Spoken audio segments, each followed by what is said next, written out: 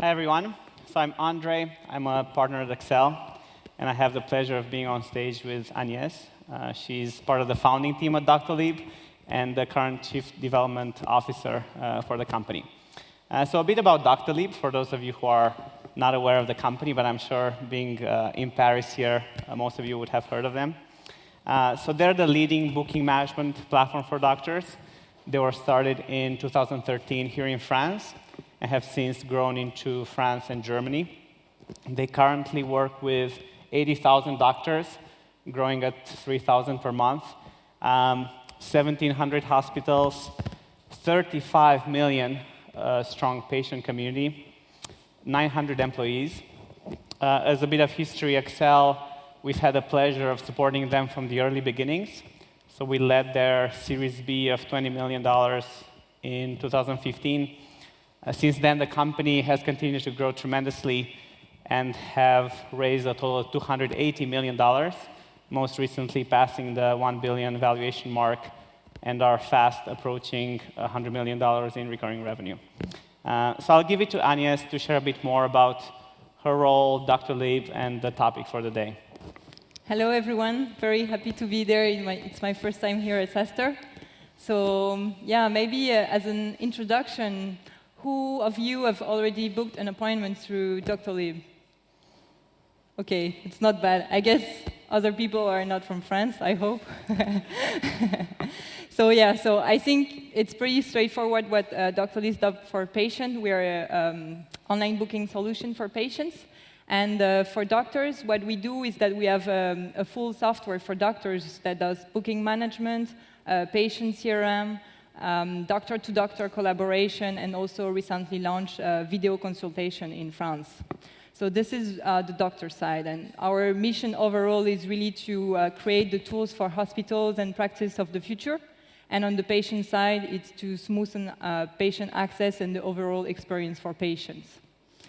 I'm very happy to talk about SMB sales today, because if you think about it, healthcare is a very nice economic sector. There's loads of things to do there because it's very low digitalized. It's 11% of GDP in France and even more in some other countries, and it's highly fragmented. So doctors basically sit in single or double or 3 people, maximum 10 practice. So we knew from the beginning that we had to be excellent in SMB sales, because basically there's no other way around it. And sometimes when we were working on our sales organization, we always told ourselves we have to be so good in sales that one day we can write a book about it. And so today, it's not a book yet, but I think a talk here is already a good start. That's fantastic. So the topic of the day is Secret to SMB Sales, and we thought we would organize the talk in 4 chapters in terms of the 4 core tenets of their strategy. Which is organization, sales processes, sales operations, and people. So I guess to start with, on the organization side, can you tell us a bit about how sales are organized at Doctolib? Yeah, sure. So maybe it's easier to start with explaining how it works. So we split our sales organization into 4 different teams. So 2 teams cater to practices, so it's the field sales team and the inside sales team. And 1 team is catering to hospital, so this is not SMB sales, so we will not talk about it today because it's more like enterprise sales. And then we've got, of course, the sales ops team, which is really global, so this one is catering for both countries. We've got France and Germany today, whereas the other teams, field sales, are more local-based. So that's about the organization. I guess the most interesting to tell you more today is about the field sales team, because this is how we started. Basically, for the first 2 years, we only had field sales. And yeah, in terms of structure, we went from 5 sales guys that were with the CEO, the founder at the beginning, to a 300 people sales organization today in 40 different cities in France and Germany. And yeah, so it's a long way and a lot of things. And I think one interesting thing to share about that is, when it's field sales, basically it's local, right? So you've got to make sure that each business developer got like a pipe of prospect that is not too scattered around so that he doesn't spend the whole day in his car. So you've got to split your territory between, pools of 2,000, 3,000 prospects per person. And, the way we did it in France was pretty wild, because we started with Paris, we became super strong in Paris, and then Accel came. We raised a very nice Series B, so we wanted to expand. And there we opened probably 10 different cities, and because we had competition there, like anytime our competitor will open a very small city, like, oh my God, they opened Besançon, we have to open Besançon as well. So we opened Besançon, Pau, Tours, all the smallest cities in France, and at one point we've got like 15 guys alone in some small cities, and very junior in sales, so it was really difficult. And the sales manager, they would travel every day to a different city, and they had like a round of 10 different cities that they would do just to see the guys every 2 weeks. So it was 1 or 2 years that were pretty tough in terms of management. And so when we started in Germany, we did it a bit more wisely. And I think the German geography helped a lot, because Germany is not like France, where it's Paris and the rest of the world. It's more like 4 or 5 different big centers. So in Germany, we try to stay very focused to make sure that we have people that are not alone, but with teams, which is much easier in terms of management and growing people and everything. So I would say that was the main learning from building the sales organization that we had over the last years. So this clearly has worked very well for you. So how did you decide on this model and go-to-market strategy? Yeah, I mean, it's pretty straightforward. I mean, if you think about the healthcare industry, what you have to take into account is that there is a huge sales pressure on doctors. I mean, the pharma industry got millions to pour to try to, convince doctors to change their prescriptions. So basically, they tried everything, and it went as far as, paying them some design furnitures or inviting them for a congress in French Polynesia. So it was pretty well. So we wouldn't see how it was possible to convince a doctor with something less, intense than at least a face-to-face meeting. So that's why we started with field sales. And then after we started to onboard the first customers, what came out is that if you want the customer to be happy, which is of course very key because we are a free of engagement service, so the success factor of sale is not signing the contract, but is getting usage and having a happy customer.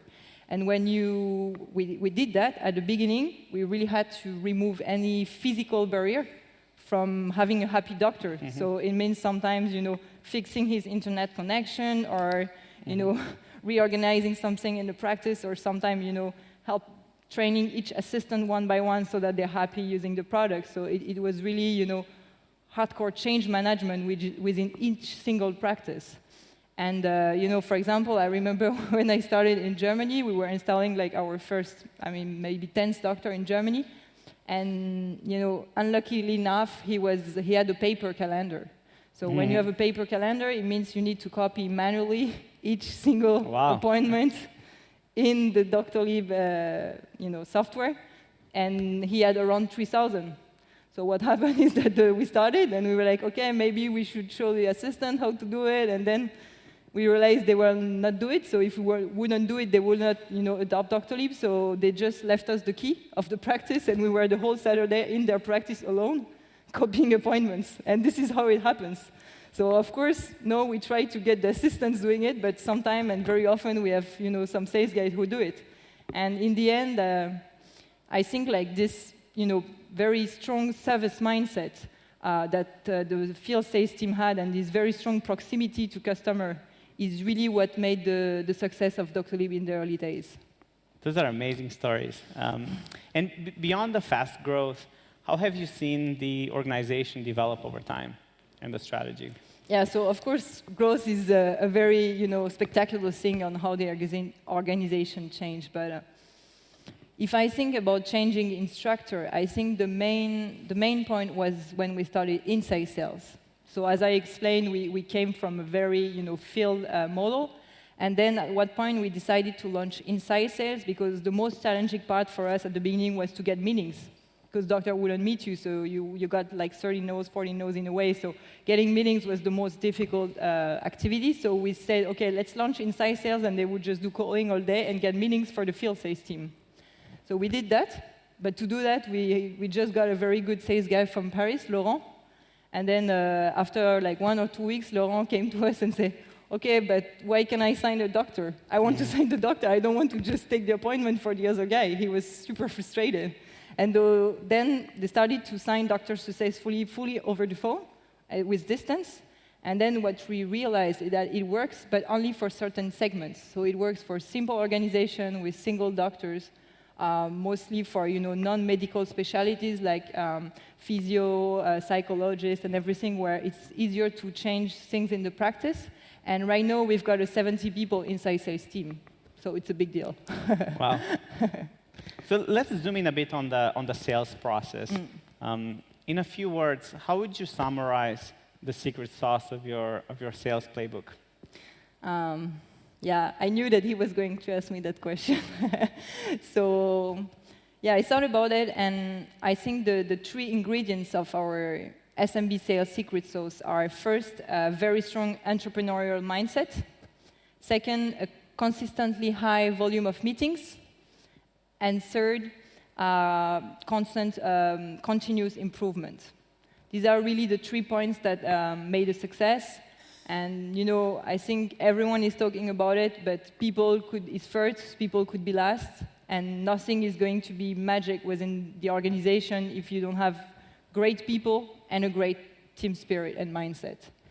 And for example, for me, it took me some time to realize that, and I'm from Lyon, basically. And when I got back home, I talked to my parents' doctor's friend, and I asked them, okay, so do you know about Doctolib? What do you think? And they tell me, yeah, I've met Jean-Baptiste. He's such a great guy. He did that. He knows some of my friends. And basically, I think it's only thanks to having thousands and thousands of meetings every week with super nice, super entrepreneurial guys that doctors love, that we build such a huge trust on the French market that allows us today to have a majority of our sales coming through inbound. So the sales have been clearly very effective. Can you talk a bit more about the funnel and how you develop these leads through the various stages? Yeah, so about the funnel, there's no big...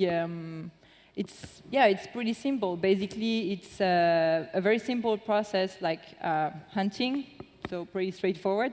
This is done by the sales to generate meetings, and as I told you, it was the most difficult thing at the beginning because doctors are so much asked for that they would not meet any commercial person.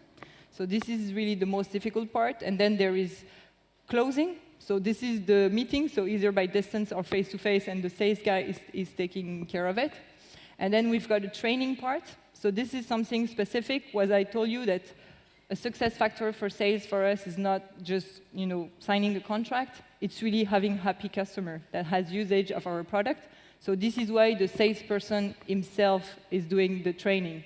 Because if you've got someone who sells you a product and say, yeah, thank you, I sell you the product, but then okay, just talk to this guy for implementation, it's very tough in terms of trust. So that's why we always had a model where the salesperson was guaranteeing the success of the product, and this allows us to have a very good word-of-mouth effect. And they were supported also by an onboarding team on the training part. And then the last part is farming, what we call, so hunting, closing, training, and farming. And farming is done by customer success, and of course the goal is to remove as much as possible the contact from the sales team so that they can focus on more hunting. So this is the overall sales process. And there, recently I think about that again, and I think what is very important is that when you start a company, there is one point where you need a CRM, so actually we did it straight away. And when you do that, you need to define very accurately the steps. So, okay, hunting, there's maybe 5 or 10 sub-steps and process that you have to define in the CRM. And this is super, super important. And we invested a huge amount of time to do it right, because as you grow, if you don't put it right, you don't have the right data to understand what you're doing. And it's when we were like 10, 15, 30 people, we could, take good decisions out of gut feeling and field observation. But as we grew a 300 people sales organization in France and 100 people in Germany, now we really need good data. And what's actually funny is that we had to rebuild our sales force from scratch 3 times. And I can tell you it's quite painful because Last year, we were so proud because, we had like 2 great Salesforce developers, and we got the best customized Salesforce in Paris. So every time a new sales guy would join, they would say, wow, that's such a cool Salesforce. You have the best dashboard. It's, fully customized. So people just loved it. And at one point, because of this process that was not designed the right way so that we couldn't understand really our business, we decided to just dump the whole thing and rebuild the whole thing from scratch. So I think this describes pretty well a lot of stages through which we've been in the last few years, where we didn't hesitate to really dump everything and start again from scratch, to always challenge ourselves on what's the best sales process and everything. And it's really good to hear some of the areas you've had stumbles in, and potentially things didn't work out as expected. What steps have you taken to improve in those cases? Yeah, I mean, I think I've been for 5 years at Doctolib, but it feels pretty much like 15 years or something like that, because we've gone through so many things. But there are, most of the time in sales, there are 3, options where it doesn't work. So the first option is that the wrong person is selling your product, people problem. Second option is that you're not selling your product in the right way. So it's basically a sales script problem. And the third option is maybe that the product is wrong. But if you challenge always the product first, then it's not working, because you end up having each single sales explaining you why they didn't sell because the product is not right. So you have to trust the product, basically. And there, I've got loads of examples. So for people, I think everyone in the room who already tried to build a sales team would know what I'm talking about. But obviously, you've got loads of wrong hires or people going wrong or things like this.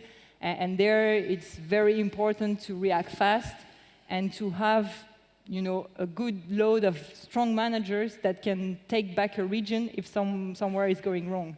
If you don't have enough good people in your overall organization, every time you've got a problem or a hole, then you're basically you cannot do anything.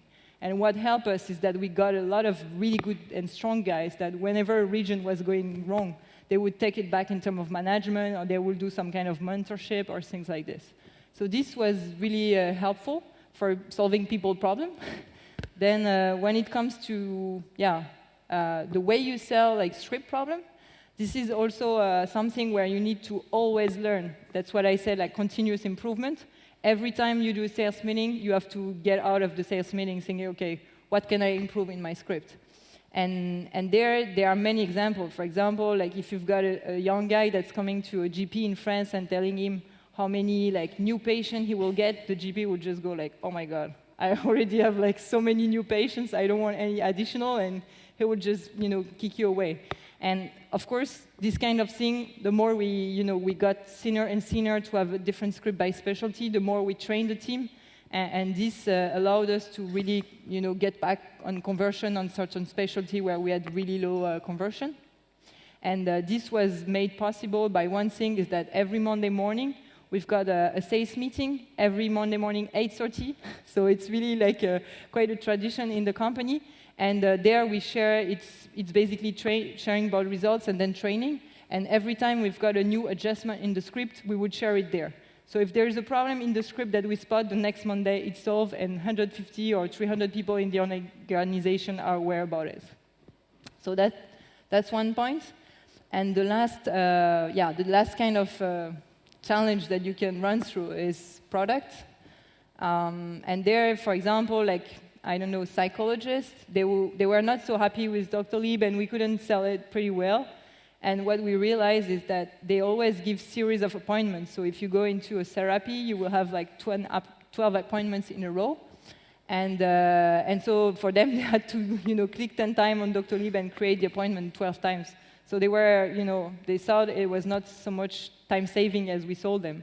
And so this is something we realized. And then, of course, we released a new serial appointment feature. And I must say that in the early days, especially when we started in Germany and you're pretty new, it's very important to have a quick reactivity of product. And of course, now we grow bigger, we don't do this anymore, else our product roadmap will be not so good. But in the early days, it's when you're building the trust in the market, it's very, very important as well. So I mean, overall, I think we did a lot of mistakes, but we have a very open culture about it, and anytime something goes wrong, what really matters is that you don't wait to solve the problem, and you have the right mechanism to be able to save the problem straight away. It's very interesting. I keep thinking of the sales team at Doctolib as a very well-oiled machine. You keep fine-tuning over and over while still driving very fast. It's quite impressive. Let's spend a bit more time on sales operations.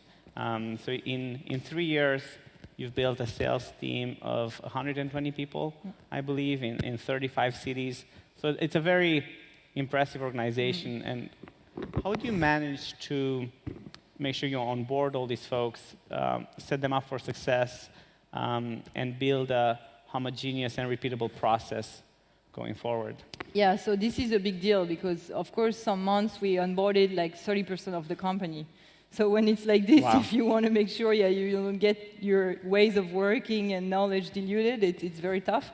So what we had from the beginning was what we call a Doctolib Academy, where we basically onboard every new joiner. Every month there's a Doctolib Academy where we onboard everyone, and we train everyone on all the possible best practices.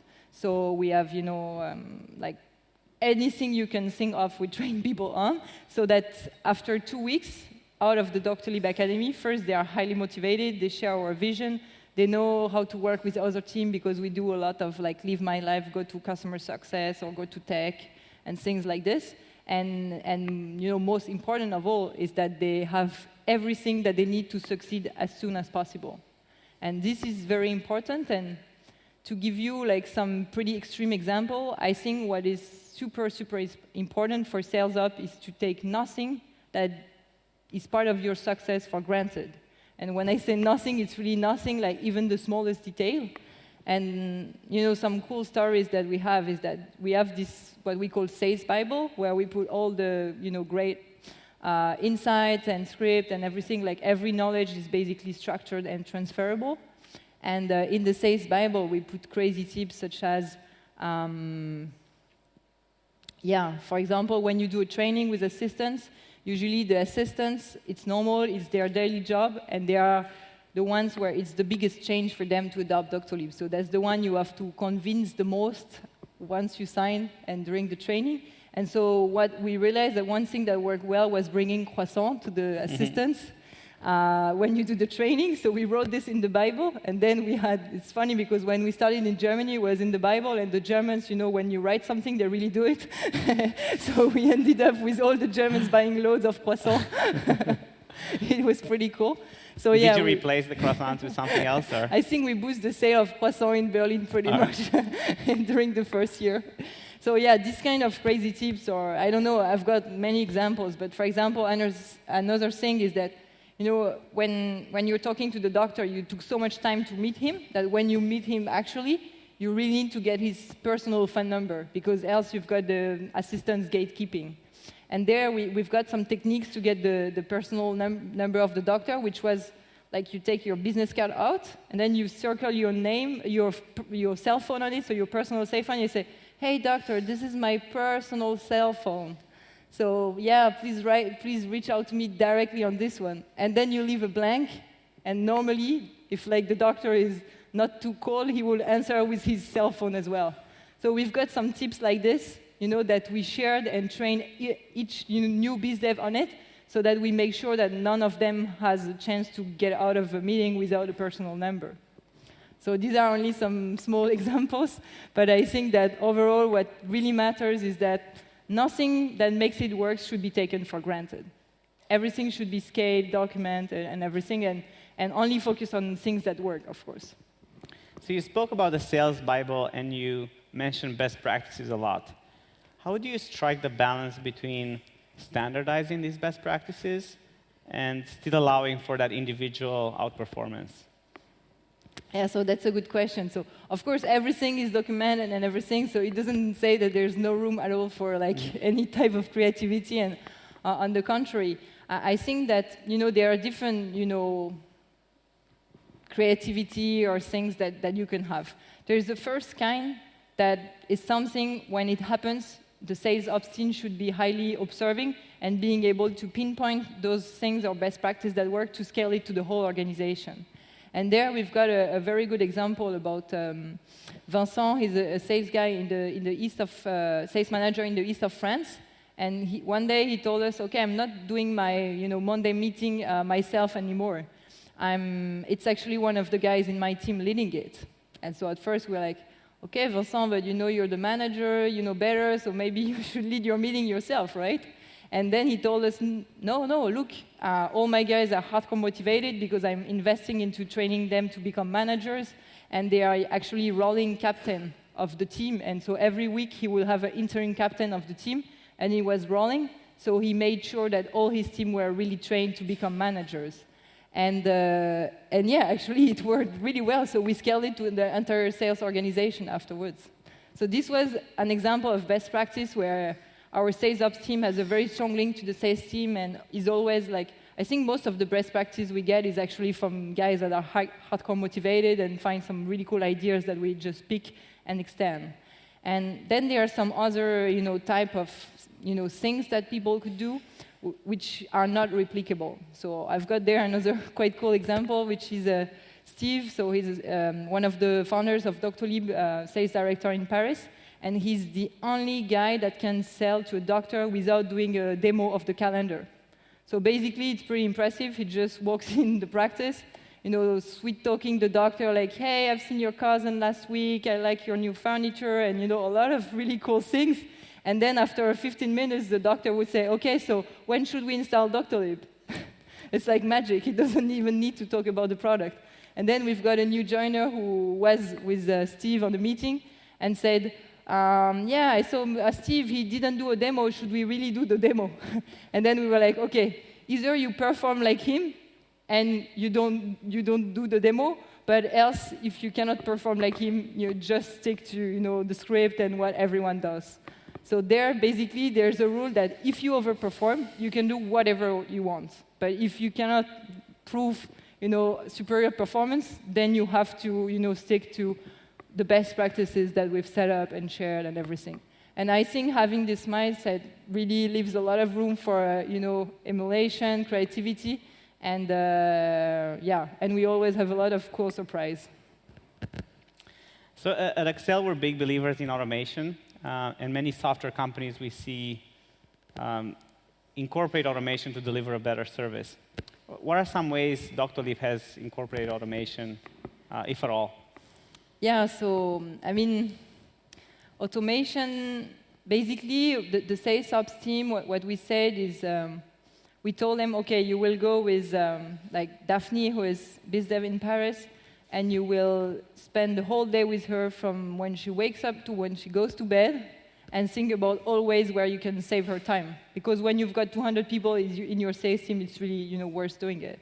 And so we came up with a lot of cool innovations, like, maps that are automatically drawing the tour that you need to do to check your hot customers with Salesforce.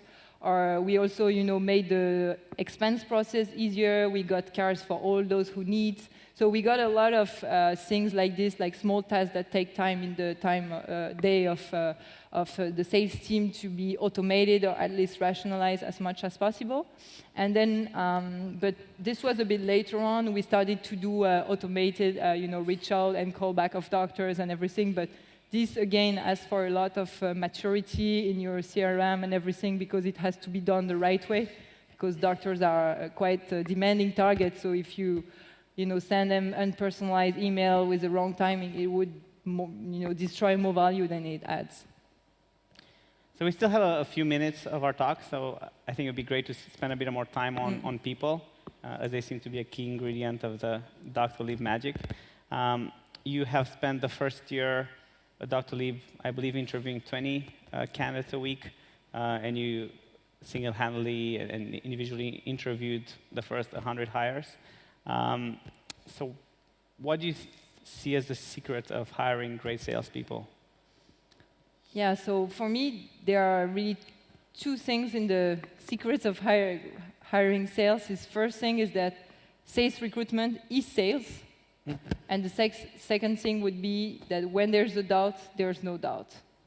So about sales recruitment is sales. For me, it's so straightforward. Like a recruitment organization is the same as a sales organization. So basically, you've got the same thing. You've got inbound and outbound leads. And then you've got to meet and assess the candidate, which is the same actually as a sales meeting. And then, and then you've got closing. So it's really straightforward. So I build a 25 people recruitment team that work exactly like a sales organization. And then, of course, candidate experience. You have to make it magic for people. So our recruitment person, they are the biggest salesperson in the company. So like if you meet Elise, our head of recruitment for France, she's so salesy. And we even hired quite some people from the sales team to work in the recruitment team. So this is, I think, one thing that is pretty key. And also, last thing that matters a lot is speed. So if you've got applications in sales, you wait for 10 days to answer them, you can be sure that the only ones that would be left would be the bad ones. Because the other guys, they can get offers within 10 days, especially in quite tense market like Germany. In France, it's also the case.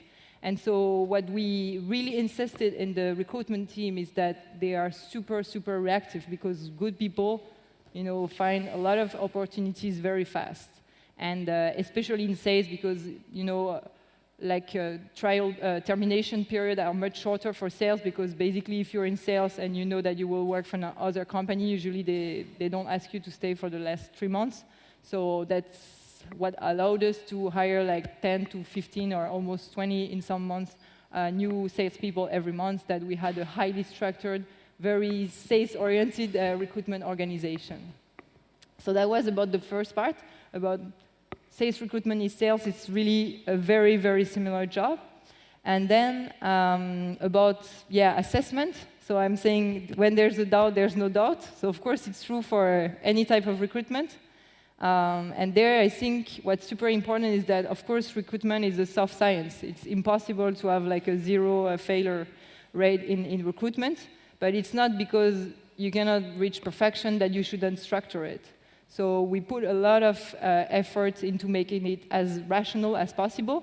So when you have a doubt, you don't have a doubt about, okay, maybe this is not the right guy, I don't know, blah, blah, blah. This is not possible. You have to say, okay, this is not the right guy because I have the doubt that he can be excellent into hunting a doctor that tell him no 2 times already. So we got really structured criteria like hunting capacity, like empathy, and we've got like maybe 5, 6 criteria with very accurate assessment methods, and we would stick to that. And I think in sales, more than for any other type of population, what matters is to it's that the track record doesn't count at all. One of our best sales guys, he used to be a researcher, so there's really like no link between the background of the person. And what matters is only the behavior and soft skills. So what we would do is role plays for each step of the recruitment process. So for phone screen, it's like 15 minutes where we do a role play on going like trying to talk to a doctor. Avoiding the gatekeeping assistant. So small role play like this, you can directly see if the person is available to sweet talk an assistant or to try to go around it or not. And then, of course, we did sales role plays. So that was the thing. And then every time you've got a doubt there, you should just stop the recruitment process. So many fast-growing software companies, when they scale, they tend to have certain executives for certain stages. So let's say you would have a VP sales for the 0 to 50 million ARR stage and another VP sales for the 50 to 100 million ARR stage.